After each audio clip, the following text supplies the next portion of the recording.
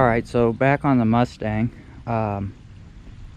Basically, I went ahead and annihilated my head gasket the rest of the way. That turned out to be part of the problem. I guess when you go full throttle, it just... one of the cylinders has a severe amount of leak down. Sprayed everywhere. I just put a hose basically right here so I can see it.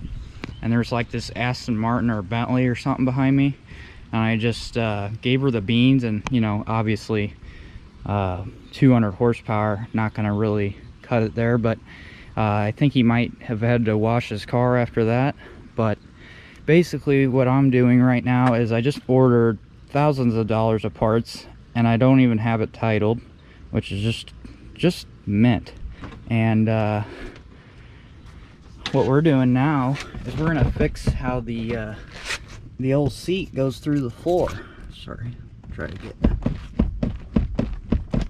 It's worse probably to me than the camera, but the car, the condition of the car is actually pretty decent rust wise, but the only major issue is this sheet metal here, the floor pan. I'm not really sure how this happened, like where it rusted out on the seam like that. Maybe the car was sitting on an angle or something, or they didn't paint it all the way in that corner. But I just need to kind of patch it up, because the structural part of the car is actually pretty good. So, but I got new control arms and shocks, coilovers coming for it, because, you know, I don't know how it did that one burnout in the last video, but ever since then it's just been bouncing. A lot of wheel hop, so can't be having that. Well, here's the progress. I actually found out this was cracked up here, and I've just about had it with this Harbor Freight MIG welder. It's just, I don't know, like, this is a 1718 weld. I've been through, you know, spools and spools with this thing, and it might just be done, because it's, you know, a problem when your MIG welder, which is supposed to be easy, is more ugly looking than when you just run it with sticks. So, and they were used rods too, so may have to get me a nice gas MIG welder finally. But it actually worked out pretty good just welding this plate on here, and now it's super strong. The other side could fail, but I'm not really sure it will, because I think most of my pressure is going to be getting pushed back into this corner, as seen right here. So, and then I'll just go ahead and box that in with some sheet metal. I think I have some downstairs, and just close that in, and then it'll be good. Alright, so basically what I had found out is that this thing is pretty much good for just thin stuff, like anything a 1/16 or less of an inch. But I did pretty much figure out also that it's like a good 3D printer. Like, you can just 3D print some stuff, like all those complicated things that I don't have the tools to bend. Just 3D print it, you know. And then I'll go down on the bottom and grind it and make it look all nice and stuff. I did put a patch there, and I just painted it up with the wrong paint, but it's red, so not a big deal. And fixed all the cracks, and you can stand on it and jump on it and it won't move. So my opinion personally is, I believe that this is stronger than replacing the entire floor pan, because if you look at this section here, the only real like stiffening is these little tiny little lips that'll stiffen it up. And this is like, I don't know, like 24 gauge or something like that. It's like thin. I'm not too sure how thin, but not as strong as this modification. So that'll actually work out really good. Other side. You have to really get down in there.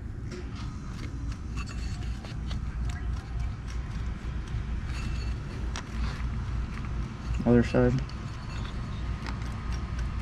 See how that whole crank is moving? All right, you can turn it off.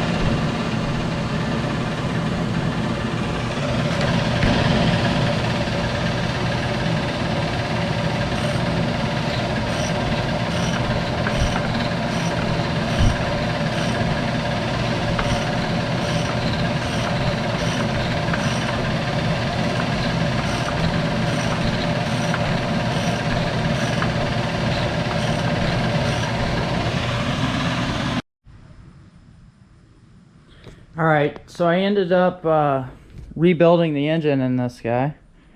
Got her all washed up. Looks a little bit better. I might let it keep doing its thing with the bad paint job that was done. It was repainted and it got painted over the door jamb sticker, which is really stupid. But I looked into how much it would cost for these seals that go everywhere, and it's about $600, so I'm gonna wait on that until I'm ready for it. But I do have a top, and I did end up getting some coilovers put on with some strange shocks. I don't know how adjustable they are. I'm not like professional when it comes to that stuff. I did get some control arms on there with the straight poly bushings, and my oil pressure went from probably like 15 psi to about 50 at idle due to the installation of a high volume oil pump. And the thing is that the crank actually had quite a lot of play, and so did the cam, and so did 3 rod bearings. So I'll try to play a few of those clips. And just so you guys know, if you're watching this part of the video, I did end up getting screwed on this car. I drove about 6 hours with the trailer to get this car, and it did not have the 351, it did not have the stroker, and it did not have the cam. It is actually the reverse of that. It is a weak 302 with 3 rod knocks, a main bearing knock, and the cam is about to make the timing chain jump a tooth. And all in all, even rebuilt with the, you know, Edelbrock whatever intake that's on it, it probably makes significantly less power than the old 302 in that truck right there. And I guarantee you that, because these cams that are in here, they put in boats, and I know that this is, if not the original engine, basically the original engine. So very bad scam there, and there's an issue with the paperwork, but I'm not going to get into that for certain reasons. But it has no rust. It had a little bit of a floor pan rust, and the seat was falling through, but that's fixed now. And now we're going to check the drivetrain fluids. So it looks like after draining the old transmission fluid, that part of the shifting issue was the shifter not being the right kind, and then the rest of it was that we have gear oil in the transmission. Now, I'm not a T5 expert, but I always thought that if you have an aluminum case transmission, you would end up using ATF, because that fluid looks like shit. So it looks really metally. So I'm gonna actually put some random ass transmission fluid in there and flush it, and then put some Mercon V in there. I went ahead and put some ATF, just a little bit, in here because I checked it and it was like kind of a milky reddish color for some reason. So I just kind of put that in there because it's probably all I guess curdled or whatever you would call it, but pretty used to that, people not doing their job, changing their stuff. And so this is probably gonna look really bad, and it does. So go ahead and get you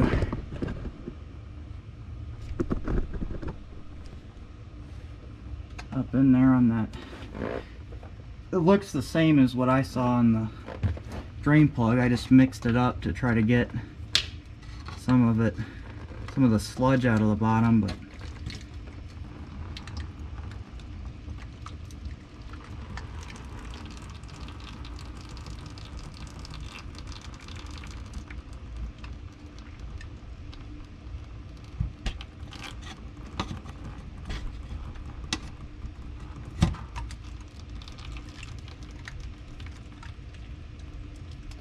Yeah, man, it has a new rear end limited slip. Just put it in there. Yeah, nice. Did you change the fluid? No. I just put it in there.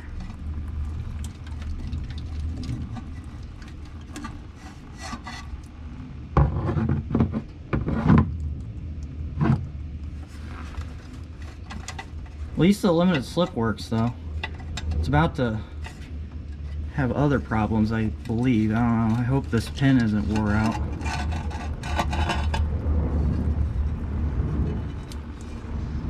Yeah. Lots of moisture.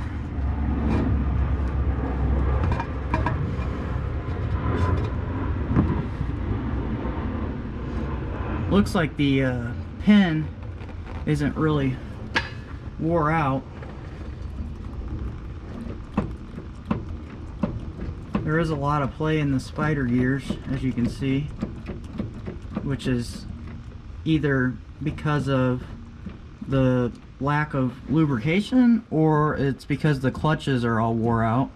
Either way, that's not getting messed with right now because I don't have the stuff to mess with it. But the pin looks good, so I'm gonna go ahead and count the gear, see what gear it's got in it, and clean it up and put some new fluid in it, because I'm telling you, this thing needs a full rebuild. I don't know if you can see it, but that is from when it decided to get some water in there for whatever reason, and now it's fucked. So just gonna clean it up. Oh yeah, the inside of the cover, you know it's bad when the inside of the cover is like this, guys. Like, it should be smooth like this, and it's got rust. I'll show you more when I clean it up, but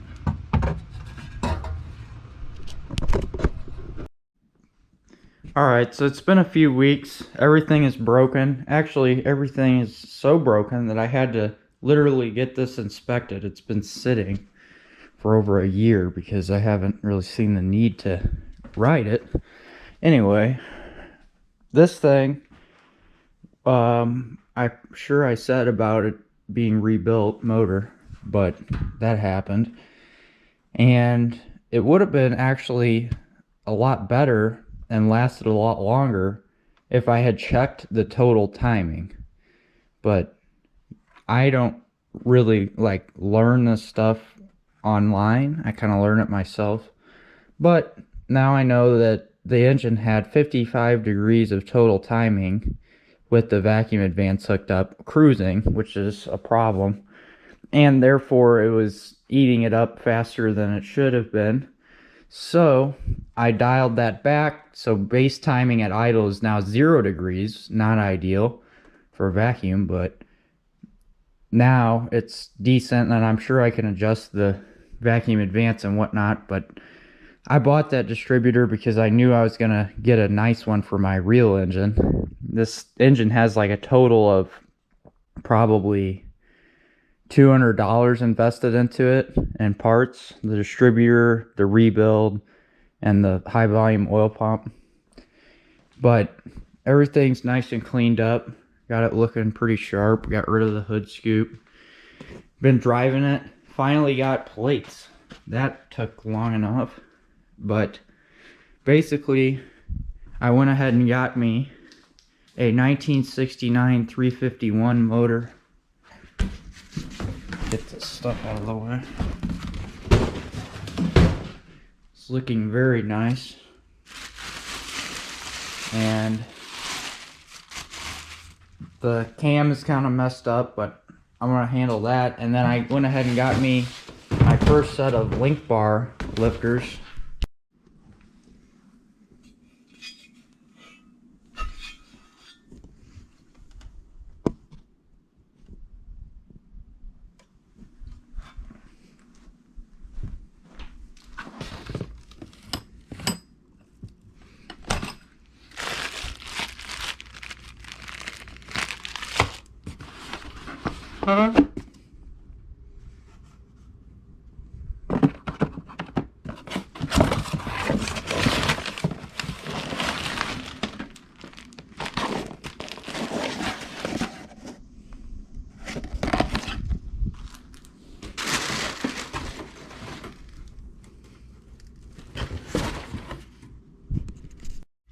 Everything works perfect, including the AC and cruise control. Do a cold start.